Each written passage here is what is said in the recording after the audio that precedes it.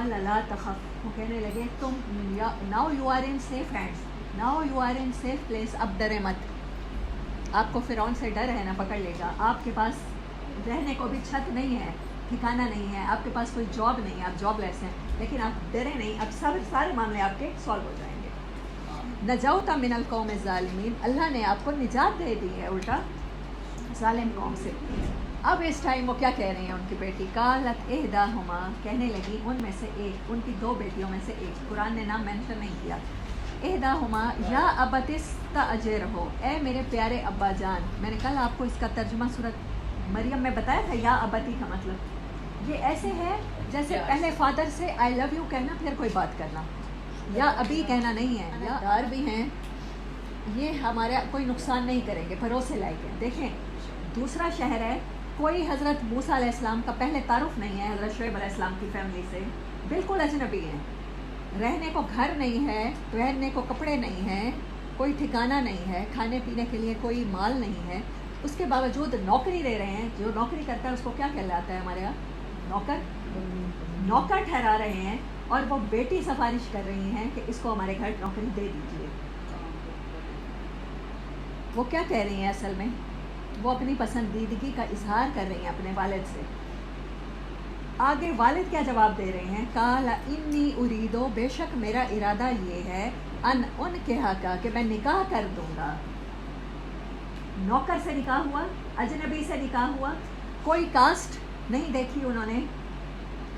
جس کو اپنے ہاں خود ملازم کھڑا رہے ہیں، ملازمت اس ہے آنکھ مٹکا کرنا ہی تھا. فلاں کی بیٹی نے تو گھر کے نوکر کے ساتھ آنکھ مٹکا کر لیا ہے. آگ اور پانی کا جی کیا میل. حضرت شعیب علیہ السلام کیا کہہ رہے ہیں، قرآن کیا کہہ رہا ہے. چلیں شعیب علیہ السلام کی بات چھوڑ دیں، حضرت موسیٰ کا قصہ بھی بھول جائیں. قرآن کیا بتا رہا ہے؟ یہ سچویشن ہوگی تو کیا ہے، کس طریقے سے ہینڈل کرو گے؟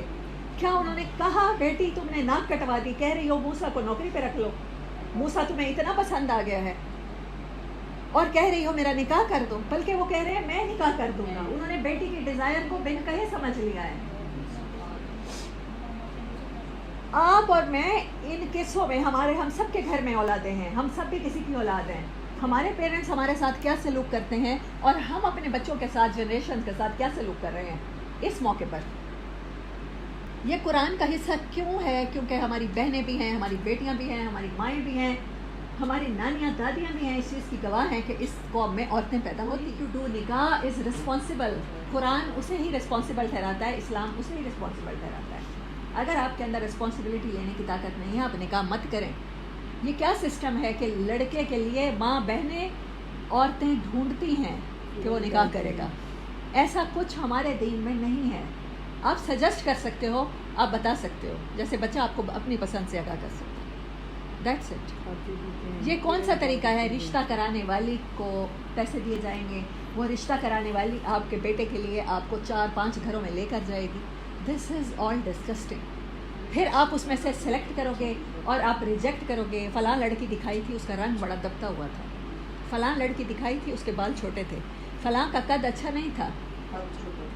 یہ عورتوں کے کرنے کے کام نہیں ہے. جو بندہ جوان ہے اور اس کو ضرورت ہے، وہ شادی کرنا چاہتا ہے، ڈائریکٹ وہ شادی کر سکتا ہے، وہ اپنا رشتہ خود لے کے جا سکتا ہے. اس کو گارنٹی کے لیے میں جو حدیث مبارک کے الفاظ یاد نہیں ہیں، اللہ کمی بیشی معاف کرے. ایک صحابی نے کہا میں فلاں جگہ نکاح کرنا چاہتا ہوں. آپ نے کہا دیکھا ہے، پسند ہے، دیکھ لو، پسند کر لو.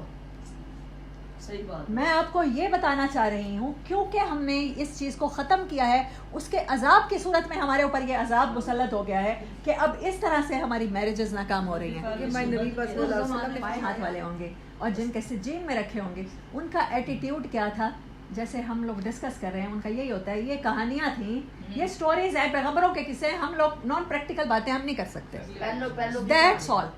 اگر آپ نے ابھی بھی میں نے آپ کو قصہ سنا دیا، آپ تک قرآن کا میسج پہنچ گیا.